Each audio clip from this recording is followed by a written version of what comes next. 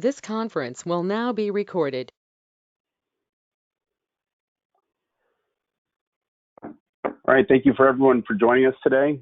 We are here for the Task 5 interim webinar on the Clear Roads Project entry-level driver training for equipment maintenance operators.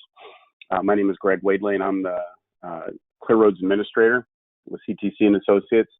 Today is not the final webinar, project webinar. Those come at the end of the project. This is a unique situation where we decided to conduct a interim webinar because of the timeliness of this particular project and the federal ruling coming down in February of 2022. So we want to make sure all the states are prepared and have their questions answered and have all the information they need to be ready for that ruling in advance of the ruling. So without any further ado, I'm going to turn it over to the research team at SRF of Scott Tidwell and Matt Camden. Guys, take it away. Thanks a lot, Greg.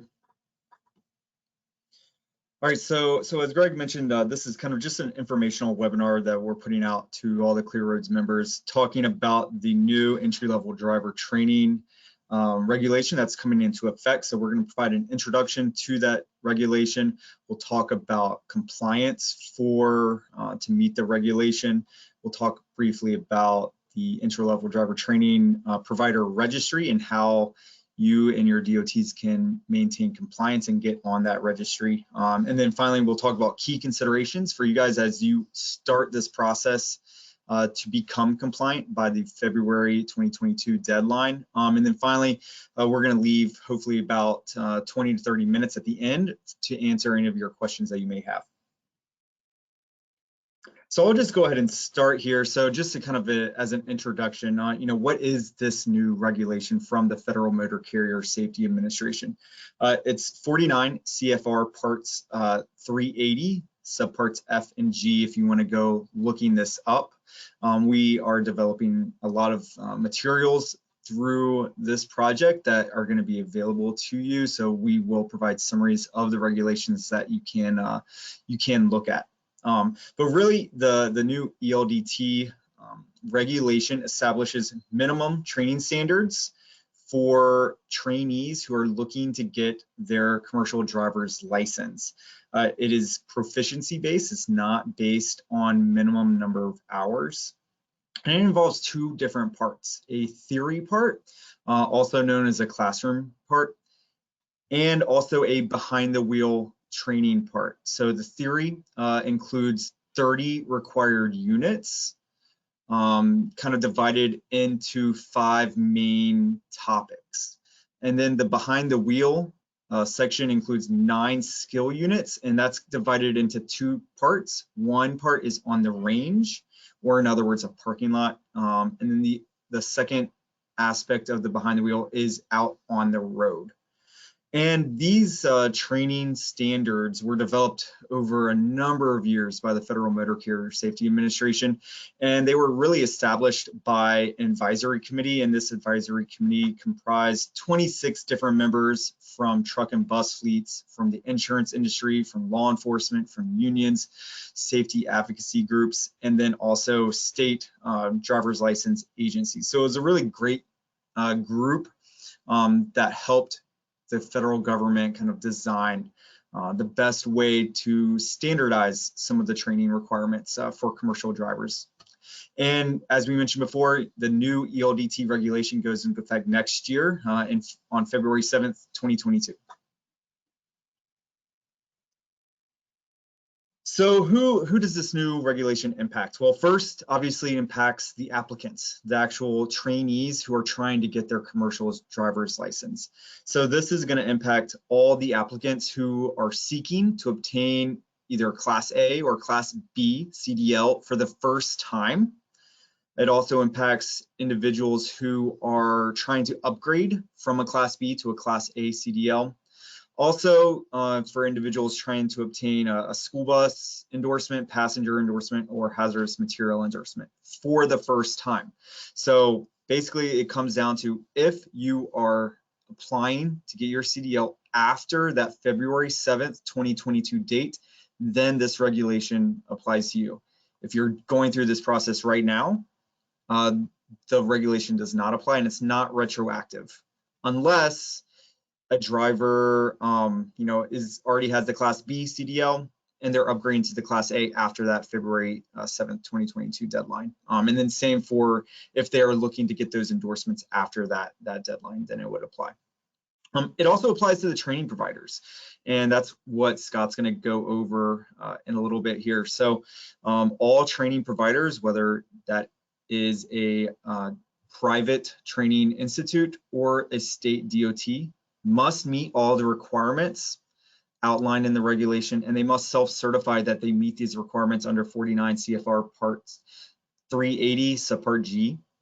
And then also the FMCSA, the Federal Motor Carrier Safety Administration, can perform periodic audits of each of the training providers. So Scott's going to talk a little bit more about what you guys would need to have to maintain compliance. So again, as Greg mentioned, we're at the Virginia Tech Transportation Institute. We are leading this project through Clear Roads. I'm Matt Camden, I'm the PI, and then Scott Tidwell is really helping develop the primary content. And we also have Chris as part of our team. He's our consultant, and he has a really in-depth background in CDL training. He's led CDL training school at the Delaware Technical and Community College. He's worked with the Professional Truck Driver Institute. He's a current driver with all the endorsements, and he's an advisor to the U.S. Air Force Truck Driver Training Program. So as Greg mentioned, this is really an accelerated timeline for this project to make sure we have all the training materials ready for state DOTs to be prepared to meet that February 2022 deadline. So as of the end of December, the project started in December. As of today, tasks 1 through 4 have been completed. Basically, this was a lit review. We did a survey and we've done interviews. We've also created some documentation giving an overview of the regulation. Task 5 is kind of what we're doing right now. This is the interim webinar to provide each of the Clear Road states a update on the regulation. We're also developing a fact sheet. It's a 2-page document with a summary of the regulation and a timeline for states to become compliant. After this, and we are currently actually working on this right now, we are developing outlines for all 30 of the curriculum units and the 19 behind the wheel units as well. We're also going to develop the first 2 training modules for review by the project committee for their comments, feedback, to make sure we're on track and we're going to deliver a product that meets Clear Road's standards. After that, we're going to work to develop all the additional modules, all the additional units. This is going to include, PowerPoint slides. We're also going to be developing some video content to go along with those PowerPoint slides. And we are going to be developing, and Chris is going to be leading this, train the trainer materials, so lesson plans, syllabi, quizzes, exams, all of that stuff for states to use to become compliant. And then finally, at the end, we'll have the typical final briefing and final report that will be due by September 2021. So, all the training material is going to be developed for states to use to meet that compliance state and to become compliant with the new federal regulation. So just some important considerations that we understand to help the state DOTs. So we do know through our interviews, through surveys, and through talking with the project team that the state DOTs are unlike traditional fleets that are hiring CDL drivers. You guys are primarily operating dump trucks with the pintle hook trailers. And from the states we've talked to, this is approximately 80 to 85% of the trainees are going to be testing and operating the pintle hook, not a fifth wheel trailer. So the vast majority of the training content that we develop is going to be focusing on this, but we're also going to be developing the fifth wheel content as well, because we do know that the states we've talked to, they do have a few drivers that they train to operate that fifth wheel trailer. So If the trainee tests on the pintle hook, they're going to have an O restriction on their CDL and they won't be able to pull that fifth wheel trailer. If they do want to pull that fifth wheel trailer, you'll need to include the additional content that we are developing. Really, this comes down to the coupling unit and the uncoupling unit. So as I mentioned, we're going to have both of these modules available for the states to pick and choose, what is the most appropriate for the drivers at that time. And of course, we're going to include diagrams, images that emphasize the different types of trailers, the different types of vehicle configurations that the state DOTs are using. All right, so with that said, I'm going to pass it over to Scott. Again, Scott's kind of the subject matter expert really for this, and he's really leading most of the content for the training. Thanks, Matt. So now we're going to get into the compliance aspect for the actual training itself. So the theory, the classroom portion, and the behind the wheel portion.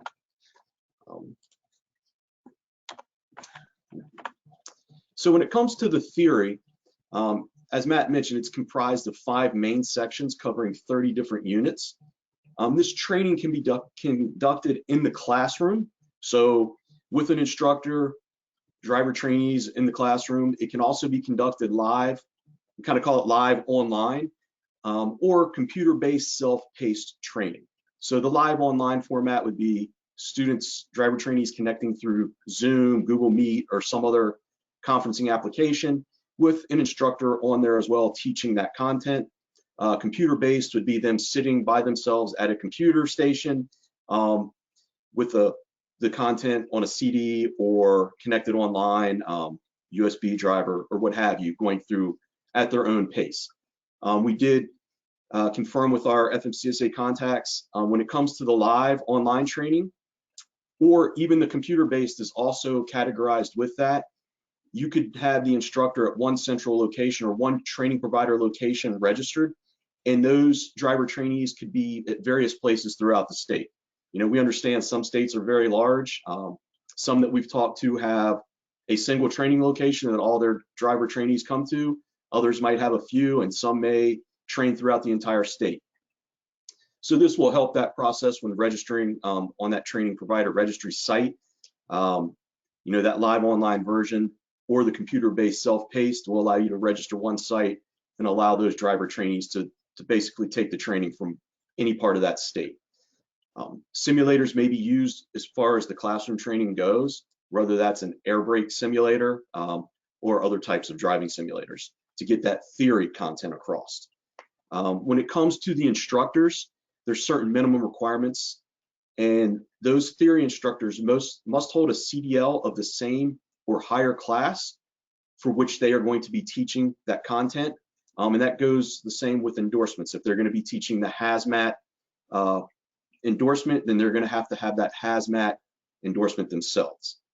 They have to have a minimum 2 years driving or behind the wheel instructor experience. So what that means is they either are required to have 2 years of driving experience in that class of CDL license, or 2 years experience as a behind the wheel instructor. So that's really helping out those that may have been instructing at a community college for 20 years.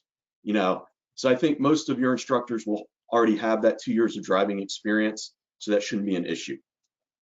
You also must meet all state qualifications to provide that instruction. They do have one caveat. If you exclusively teach online, then you don't have to meet all the other state qualifications. But I have a feeling most state DOTs are going to do some in-person theory instruction as well, so you would have to meet all state qualifications. And also like to point out, if an instructor's CDL is ever canceled, revoked, suspended, they will be prohibited from instructing for 2 years following reinstatement of their CDL license. So just keep that in mind. Some considerations with the theory instruction. Driver trainees must score an overall 80% or higher on the theory curriculum. And while the regulation is a little vague, we followed up and got clarification this week from Federal Motor Carrier Safety Administration. And every single unit, so all 30 units have to be assessed. But it is up to the discretion of the training provider whether they do that assessment after each individual unit or whether they do it after each of the 5 sections or just one big test at the end of all the theory training. So that is your discretion how you want to provide that test, but just keep in mind every unit must be covered in that test, and they do have to have an 80% or higher overall score. We do understand that state DOTs are unique from other training providers, that states are exempt from a government standpoint from certain regulations. For instance, state employees aren't required to carry a medical card. While some states may still require that at the federal level, they don't require a medical card for state government employees. We also know there's some training areas that you typically may not cover now, but they are included in this ELDT regulation, so they will have to be covered. And I'll talk about that in a few slides here. So I'm going to just touch briefly on the main sections and the 30 units. So you have the basic operation, which includes the 7 units of orientation, control systems, pre and post trip inspections, basic control of the vehicle, shifting and operating transmissions, backing and docking, and coupling and uncoupling for the Class A. The second section is safe operating procedures, which covers 7 more units, including visual search, communication, distracted driving, speed management, space management, night operations, and extreme driving conditions. The third section is advanced operating practices, comprised of 3 units, which are hazard perception, skid control and recovery, jackknifing and other emergencies, and then railroad highway grade crossings. The fourth section is vehicle systems and reporting malfunctions, which also has 3 units, which is identification and diagnosis of malfunctions, roadside inspections, and maintenance. And then the fifth section is non-driving activities, which has 10 units. And this is probably the main section that may have some areas or units that you currently don't instruct your driver trainees in, but are going to be required with the new regulation. So you have handling and documenting cargo, environmental compliance, hours of service requirements, fatigue and wellness awareness, post-crash procedures, external communications, whistleblower coercion, trip planning, drugs and alcohol, and medical requirements. So a few of these, I understand a lot of times your CDL drivers, they may drive 10 miles to a job site, be there all day and come back, so they don't really worry about hours of service. However, that will have to be taught once the new regulation goes into effect. The medical card requirements, even though states are exempt, that will have to be taught as well. Whistleblower coercion may already be covered by your human resources, but a unit will have to be included for your driver training now, as well as, you may or may not cover fatigue and wellness or environmental compliance issues, but all of these units are going to be required. And think of it from the standpoint, while they may not be necessary at the state DOT level, if a driver decides to leave and take a new job, they are going to have to know this whenever they go to a new job. So when it comes to the curriculum for behind the wheel, that is comprised of 19 different skill areas. 7 of those skill areas are conducted on the range, that being your backing maneuvers. So that would be your 100-foot straight line back, your offset left and offset right backing maneuvers, a 90-degree alley dock, 45-degree alley dock, and then both blind side and sight side parallel parking is also going to be a proficiency area. And then 12 skill areas are conducted on the road as well. So that'd be your public roadways once they go out, making their turns, shifting, and combining what they've learned in the theory as far as space management, speed management. All of those areas will be on the road for behind the wheel. Simulator time does not count. And I point this out because while there are no minimum hours required for behind the wheel training in the regulation, it does require you to document the number of hours the driver trainees are behind the wheel. However, you cannot count any simulator time towards behind the wheel time. As far as the instructors, they have the same requirements as the theory instructors, so two years minimum experience, and they have to have that same class of license that they're instructing in. And a caveat is we did get some clarification. The theory and behind the wheel training can be provided by 2 different training providers. However, both portions of the behind the wheel, the range and the road, have to be the same training provider. So we clarified that's not at the instructor level, that's at the training provider level.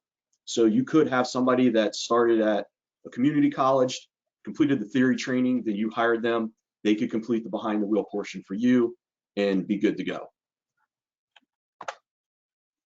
Some consideration for behind the wheel.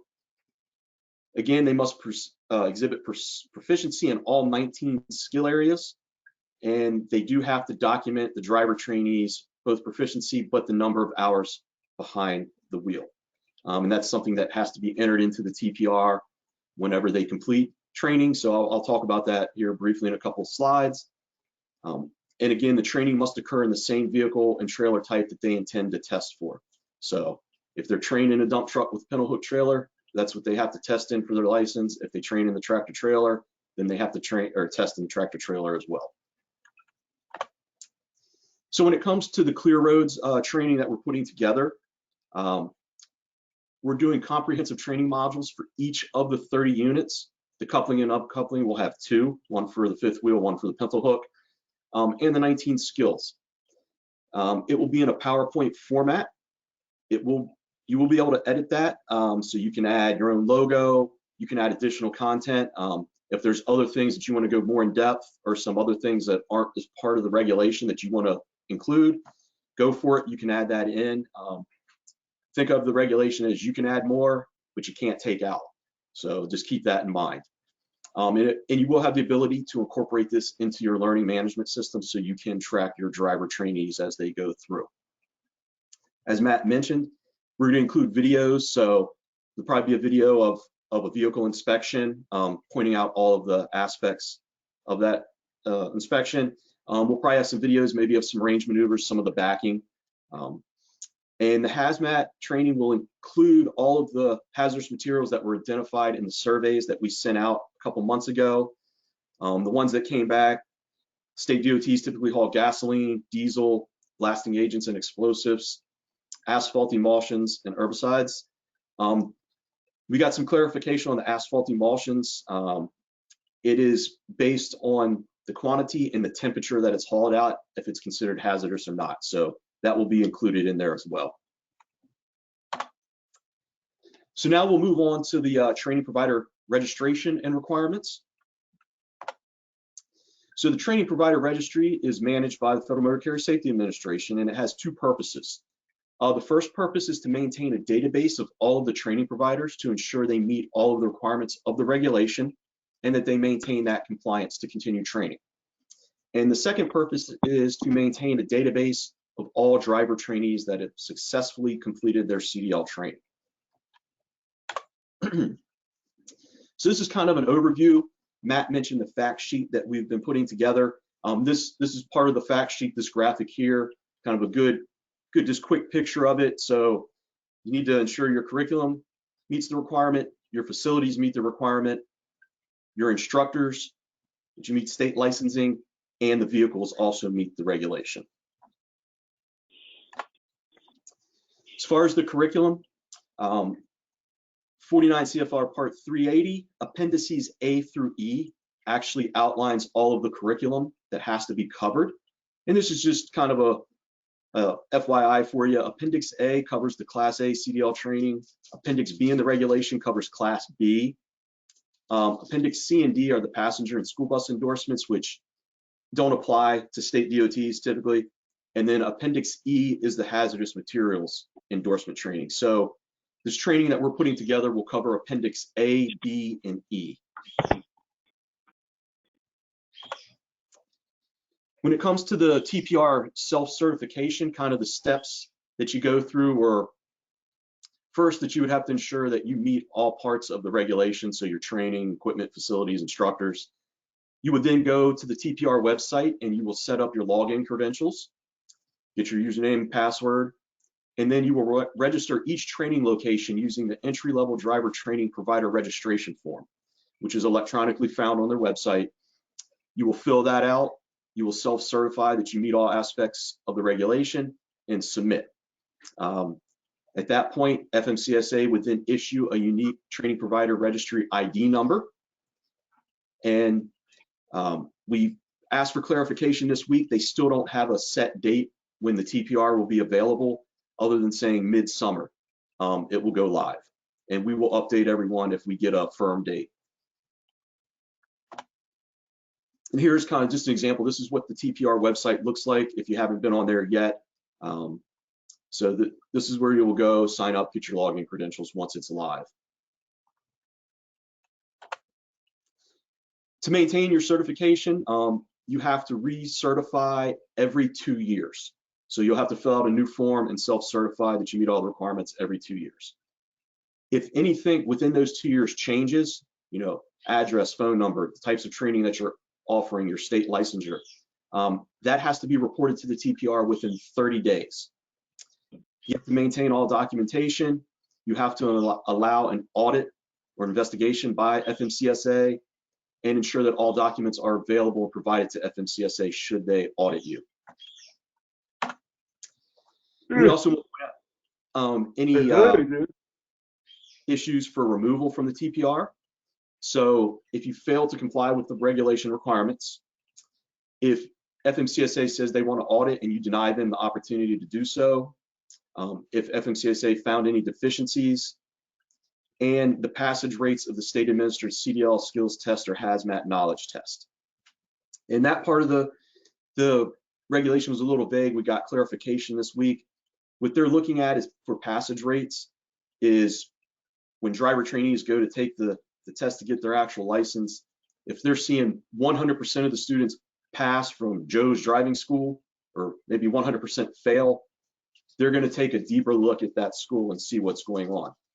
And that's part of where you having to record the number of hours behind the wheel comes in, because most likely what they're going to do is they're going to look at, if 100% of the students are passing, they're going to go back and look at the number of hours behind the wheel. And if students are getting 60 hours behind the wheel, they may say, okay. But if they're looking at everybody failing and they're only getting 10 hours behind the wheel from a certain school, that might be the issue as well. So keep that in mind. You know, that's one thing. FMCSA in a few years from now may go back and start looking at that and looking at passage rates or, you know, crash incidents, and try and link that to the amount of behind the wheel time and maybe change the regulation to require minimum hours. So just keep that in mind. When it comes to driver certification, you are required to submit within 48 hours of a driver trainee successfully completing their theory and behind the wheel training. You have to submit their name, date of birth, driver's license number, state of issuance, the CDL class and endorsement that they've just completed, the total clock hours behind the wheel, the training provider name, location, and TPR number, and the date that they completed the training. And each submission must only contain data for one driver. So kind of the steps would be a driver trainee completes their theory with at least 80%. They then complete behind the wheel with the required proficiency and all the skills. State DOT submits their data to the TPR. FMCSA will retain and manage that driver data in the TPR, and then the state driver's license agency will retrieve that data from the TPR to ensure they've met the requirements before issuing the driver's license or the CDL license. When it comes to submitting driver certifications, it can be done two ways, either manually, so you do it one at a time, or through a web service interface doing batch transfers. That batch transfer method is recommended if you have high CDL trainee throughput, you have an online record keeping system, and some staff that can support doing so. If you choose that method, you do have to involve your IT. They will have to develop the back end of the interface. FMCSA will provide you with that toolkit. There's a link right there to get that toolkit and instructions on how to do so. FMCSA went live January 25th to let training providers start testing their interface to ensure it works prior to the regulation going into effect. And FMCSA will provide a client certificate and private key for authentication if you choose the web service interface route. But if you don't have high throughput, if it's only a couple drivers a month, then maybe the manual entry is better suited for you. So here we have kind of a flow chart. This will be included on the fact sheet as well that we've put together. It's kind of a real quick, easy way to see if you meet the requirements, what part of the process you're in, and how to proceed through to become certified on the training provider registry. So now just a couple slides on some key considerations, and then we can take some questions. So as far as internal processes, some things to think about. Your IT systems, you want to make sure, check on your electronic record keeping, so how you can track your driver trainees as they go through the process. Determine if the web service interface fits your needs or not, and then determine if this training, these PowerPoints will be incorporated into a learning management system so you can have that process ready to go as well and track the training. Think about your organizational structure. Do you need to hire any new positions, somebody to manage the TPR registration and the overall CDL training process, or maybe that's somebody that's already in place? And then train the trainer. Matt mentioned there'll be 2 modules for train the trainer. One will be behind the wheel and one will be for the theory instruction. Your instructors need to be well versed in all units now, all 30 of these units for theory, and all 19 skills behind the wheel. So those will be provided as well in August. They should be done. And it should take an experienced trainer just maybe a few days to a week to go through those modules, but a new instructor may take several weeks to get through the training for that. And this is kind of an overall compliance timeline. These are the last possible dates that you should begin this process for each of these tasks to ensure you meet the February 7th, 2022 deadline. The first 4 tasks you can do concurrently, and you could start them now and get underway. So you have sufficient time for that. So I'll just leave this slide up for a few seconds so you can kind of wrap your head around it.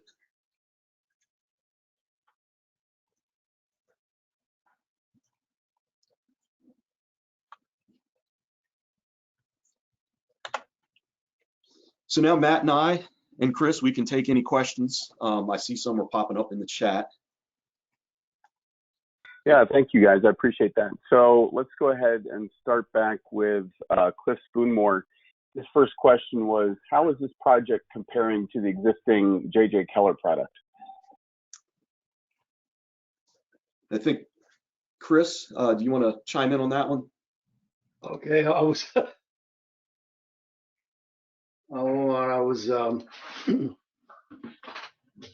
just going, give that question one more time.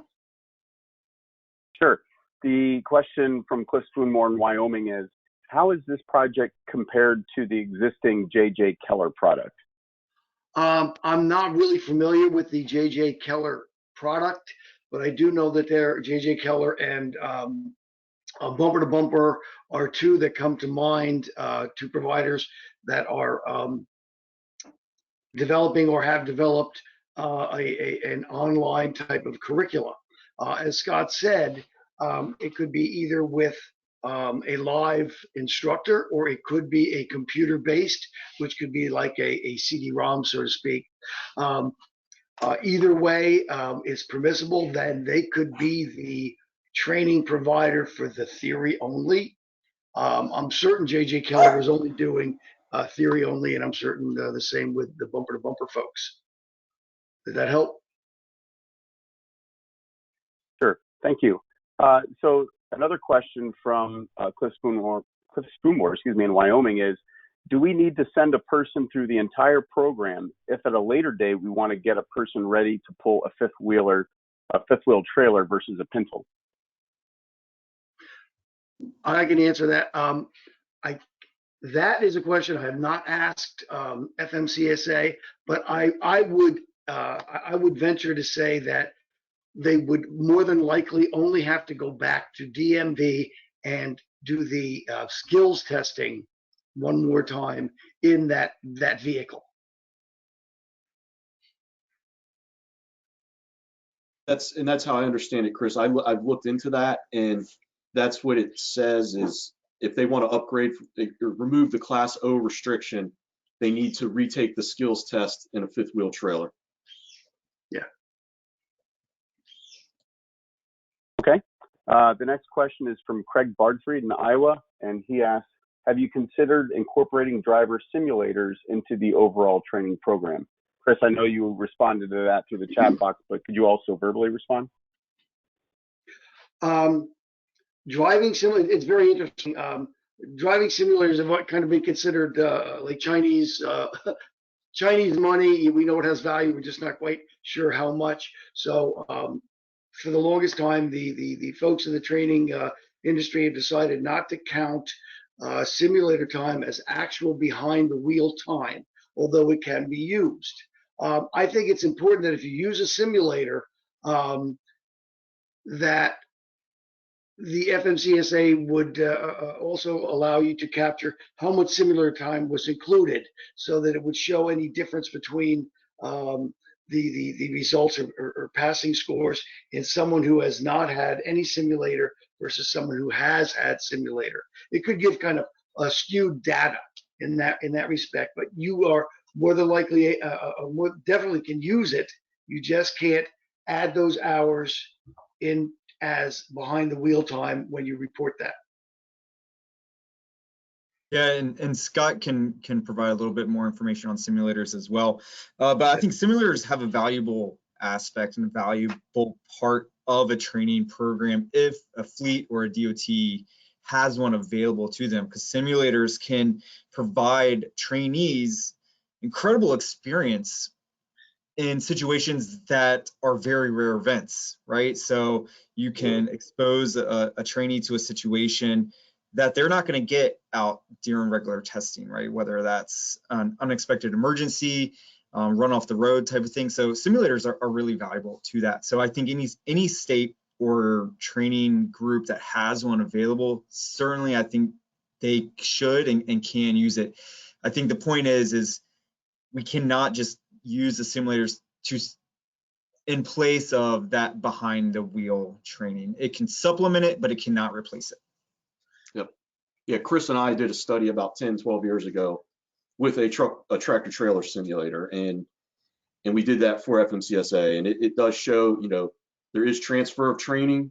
They work if it's used properly, not just put in the corner of a room and tell them to go drive it. But if there's an instructor and it's used properly, it is, like Matt said, it is very valuable, and you can get those situations that you don't typically get in normal behind the wheel training. So your drivers are prepared for whether it's black ice or steep upgrades or downgrades, heavy fog. You can do all of those, or you can create engine failures and brake pressure loss, and things like that are very valuable on the simulator. Yes, indeed. All right. The next question is back to Cliff Spoonmore in Wyoming. And Cliff, you might need to expand on this a little bit, but it says, what about approved CDL testers? I'm not sure what they mean by that question. We went through the list of people who had to get registered into the system. What about testers? The people who might have to ride in the truck and test that person to see if they qualify. Do they have to be registered? Are you talking a state licensing agency CDL examiner? That would be correct. Yes, the examiner. Oh, well, they don't need a CDL. That's not an instructor. That's a state examiner. That seems odd. That seems odd. A Class C license like myself would be able to go, oh, I'll just go ride with this guy and see if he passes the test. That doesn't quite seem right. That's the way it is throughout the United States. The Division of Motor Vehicles or Motor Vehicle Administration folks typically do not have a commercial license, but they are trained to be able to perform an examination and rate an applicant. Yeah, so, that's throughout the states. I mean, I do think they have AMVA, or the Association of Motor Vehicle Administrators. They do put together training for the state driver's licensing agencies for CDL testing. So I would assume most states probably at least have their examiners read through that material or something like that. But yeah, Chris is right. There is no certification, so to speak, for them to examine for CDL license. And I would say just to point out, every state may have different rules and regulations for people who can examine. You just want to make sure in your state that you are meeting all of your state specific guidelines. One more thing, it is entirely possible that in your state that you could, it allows third-party examiners. Yep. So individuals who are not part of the DMV organization. So you could actually, perhaps, if it applies to that state, have one of your employees or more than one of your employees, DOT folks, be a certified examiner in that state. This is Jeremy with PennDOT. Yeah, we've actually been considering that on top of having the CDL trainers or the coordinators having actual licensed examiners at the DOT. Yep. But if they're also providing instruction, then they need to meet those requirements for an instructor. But if they're only testing, only examining, then they would not.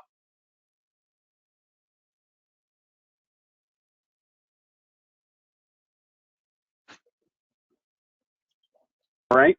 The next question comes from William Adams, and he asks, further discuss registration of training locations. How far down would that need to go? For one for the state, one for every location where we would be performing training, i.e. the district, area, sub-area, garage, etc. Scott, you want to handle this one? Yeah, that's the tough one, especially for state DOTs. That's one of the, like we talk about, where you're unique compared to, Joe's truck driving school down the street might have one location, or a fleet might just have one per state. You guys have districts, areas, sub areas.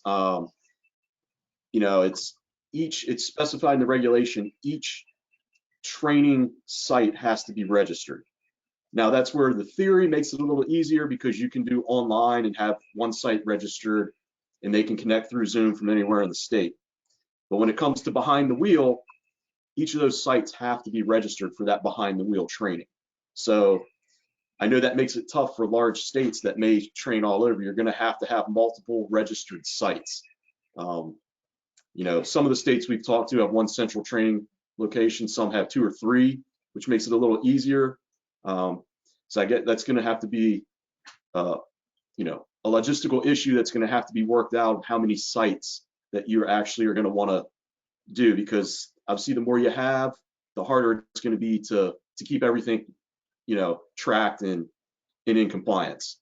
So that's just one of the ways the regulation is going right now.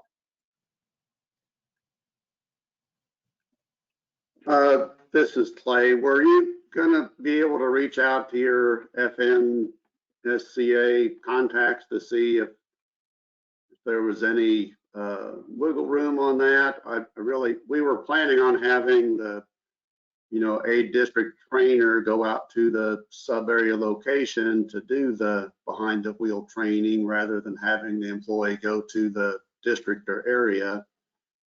But that would force us to create, in theory, 105 different training locations and to register each one of them. We're still trying to get clarification on that.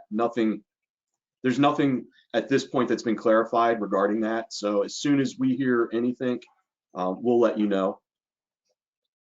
And at this point, though, it sounds like all 105 of those would need to be registered. So I would say that's the assumption. We will let you know if we find out differently. Okay. So the next question is from Patty Caswell in Oregon, and she asks, will all the modules be provided at once in August, or will they be trickled out as they're completed? So as we develop the modules in Task 7, they will be trickled out to the project committee for review, approval, revisions, etc. Now, Greg, I'm not sure, once they are approved by the subcommittee or committee, how you would disseminate those or post them to the website?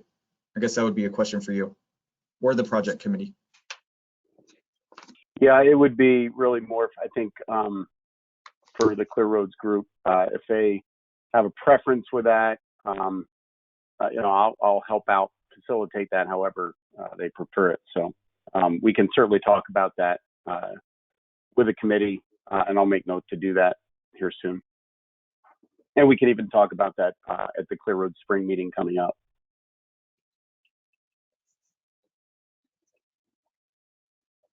All right, the next question is from Doug McLaughlin, and he asked, so we have 13 in-house trainers already, and they attend the Train the Trainer course and are certified. How do we bring on additional trainers if one retires? Will they need the Train the Trainer course as well? They will, so for the regulation, they have to have 2 years experience of driving or behind the wheel instruction, and they have to have the CDL of the same class that they intend to teach. Those are the main 2 requirements as part of the regulation. And then we're developing the 2 Train the Trainer modules that they could take. And that's the regulation. They don't have to take any other training to be certified unless your state has something specific for them. Yeah, so just to clarify that, to meet the regulation, they just have to have that experience. The Train the Trainer is kind of going above and beyond to make sure those trainers are well versed and prepared to deliver the training so that it's a quality instruction. So we would recommend, if you hire a new trainer, we would recommend them going through that Train the Trainer module or whatever Train the Trainer program you already have developed within your state, just to standardize instruction across all of your instructors, and to make sure your drivers that you are training are receiving, the most appropriate and most qualified content.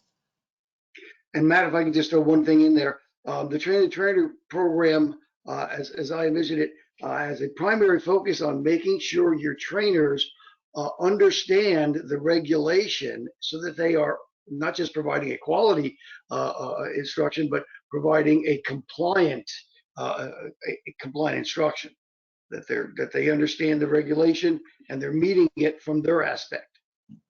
Thanks, Chris. Completely agree.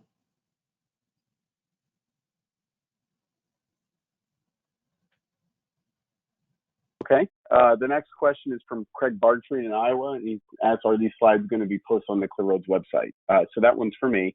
And yes, the slides will be posted on the members only side of the Clear Roads website under this project. And then this webinar, which is being recorded, will be posted onto the project page, the public facing side of the Clear Roads website. The next question is from Scott Lucas in Ohio, and he asks, does the 48-hour time frame to turn in your information only include business days or calendar days? That's a good question, and we're waiting for FMCSA to get back to us on that one. And we will clarify as soon as they let us know. Our contact wasn't too sure right away, so as soon as we hear, we'll let you know. Great. All right, well, I think that's all the questions that we have. I'll give maybe another 5-10 seconds here to see if anybody else has another question that they're entering into the chat box. Greg, can you hear me? I can. This is Brian Barrett from Minnesota, and I do have a question, but I don't think I could relate it properly in the chat box. Sure. So I'm pretty sure this is for Scott, but in relationship to the TPR, and it's already been discussed about the different sites and some of the issues there. How is FMCSA looking at not only the sites, but how we would structure who's assigned to them? In other words, if you have a central location that's entering data and running all those sites, that's okay. But I don't even know if Minnesota is going to do that. So, and this could be for other states. So if the TPR is being entered at each site and you have that many sites, is each is there a person assigned to that site that's got to be held responsible, or is it just kind of left open? Hopefully that makes sense. Yeah, so if I understand correctly, you're saying, let's say a state has 10 different training sites and they register them all. Can it be one person centrally located that registers all those sites versus a person at each of the 10 locations? Is that what you're asking? Well, yeah, well, I'm assuming that you can have one person that can handle all those sites, but what I'm more worried about is what if it isn't that way, and so now you have a person at each site, so you kind of open up the ability for issues to rise, and so now when they come back and say, okay, we have a problem, so they're only picking on that TPR at that one site then, even though you've got it rolling up to a state. Yeah, so each site will have its own unique ID number, which has to be entered with each driver trainee that successfully completes. So they'll know the actual site. If they ever do an audit or some issue occurs, they'll know the site. But they do leave it up to, the state DOT, for example. One person could oversee all of the sites. So you could have that central location. They handle all of the registration and compliance issues. But then you would have 10 different unique ID numbers for 10 different sites. So FMCSA would be able to track through the ID number if there is an issue, because that will be linked to each driver trainee as they complete. But that linking that you're talking about is only to the site, the TPR site, not anybody associated as running that site. No, they don't require, they'll have the person's name when you fill out the TPR to get on the registry. But yeah, you're right. I mean, you don't have to enter your instructors' names or the person on that particular training site's name that may be overseeing the day-to-day operations. None of that is required by FMCSA to be entered. So that falls more on the state to kind of monitor that. Okay, thank you. I would follow up with that and say, as like a best practice, I would think having one individual at each site that is responsible for making sure stuff's entered would be a good idea. Some of the states we talked to, they had one or two individuals across the entire state that would be responsible, just to follow up and make sure. But at each site, I think it would make sense to have one person responsible for ensuring the driver information was entered within 48 hours, making sure that the compliance information was updated and kept current. Is that what you would think, Scott? Yep.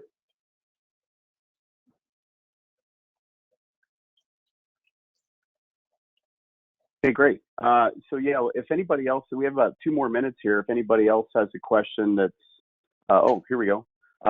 Cliff Spoonmore has another question, and he asks, do we need to register our existing CDL holders through the TPR? I did repeat that question again. I didn't hear it. Sure. Do we need to register our existing CDL holders through the TPR? No, that is there's no retroactive, this doesn't apply retroactively. So if you already have your CDL prior to February 7th, then nothing has to be done. Okay. The and then Clay, monitor any new driver trainees to ensure they have the proper training. I'm sorry, Scott, could you say that again? I think I may have spoke over you. The TPR, the point of the driver database is to monitor and track all new driver trainees to ensure they meet the minimum training standard. So they're not going to track drivers that already have their CDL prior to that February 7th. Okay, gotcha.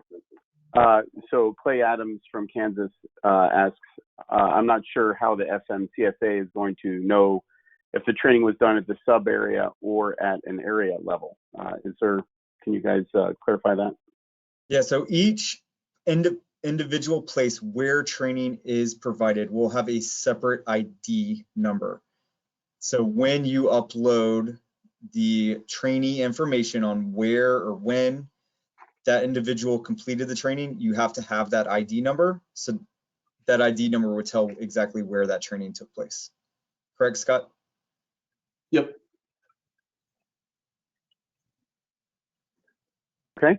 Does anybody else that has a question real quick? You're welcome to unmute yourselves and go ahead and ask the research team any questions you might have. We have about 1 more minute left.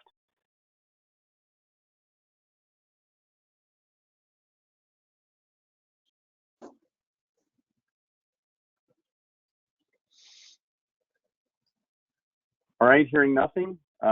Thank you, everybody from from Clear Roads that joined in. Again, this will be posted on the Clear Roads website on the project page of the public-facing side. The slide deck that was used for this presentation will be on the members-only side that you guys can download at your convenience.